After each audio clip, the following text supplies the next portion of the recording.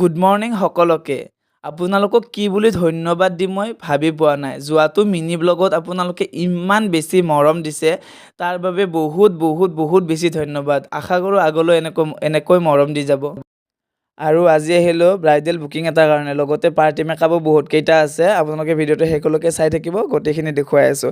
আৰু এইফালে আয়তীসকলৰ কিছু কাম বাকী আছিলে, মই আহি পোৱাৰ পিছতো অলপ কাম বাকী আছিলে, তো কৰি ল'লে। আৰু নাজানো এইখিনি মৰমৰ যোগ্য হয় নে নহয়, কিন্তু এইখিনি মৰম দিয়াৰ বাবে বহুত বহুত ধন্যবাদ আটাইলে।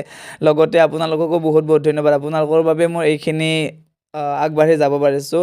আৰু লগতে মোক যোনে বুকিং কৰি দিছে তাকো বহুত বহুত ধন্যবাদ, কাৰণ বুকিংটো নকৰিলে চাগে এইখিনি মৰম নাপালোঁ হয়। আৰু কামৰ মাজতে চাওকচোন এনেকৈ ৰৈ থাকিব লগা হৈছে, কাৰণ আমাৰ গাঁৱত কিছুমান নিয়ম থাকে, তাৰ বাবে এনেকৈ ৰখি থাকিব লগা হৈছে। আৰু এয়া হৈছে কইনাৰ ফাইনেল লুক, আশা কৰোঁ আপোনালোকে ভাল পাব। আৰু এয়া হৈছে ছেকেণ্ড লুক। তাৰ পৰা কমপ্লিট কৰি আহি মই দাঢ়ি সত্ৰলৈ আহিলোঁ। এইটো পাৰ্টি মেকআপ এটা আছিলে। আৰু এইটো লুক কেনেকুৱা লাগিছে কমেণ্ট কৰি জনাবচোন। আৰু আমাৰ কষ্ট আঁৰত থকা মানুহগৰাকী হৈছে এইগৰাকী মোৰ স্কুলীয়া ফ্ৰেণ্ড। আৰু ইমানখিনি মৰম দিয়াৰ বাবে বহুত বহুত ধন্যবাদ। ঘৰৰ ভিতৰত আনি মানে ভাত খাব দিছে, আমাক ইমান বেছি মৰম দিছে, তাৰ বাবে বহুত বহুত ধন্যবাদ আটাইলে। আপোনালোকক আকৌ এবাৰ বহুত বহুত ধন্যবাদ।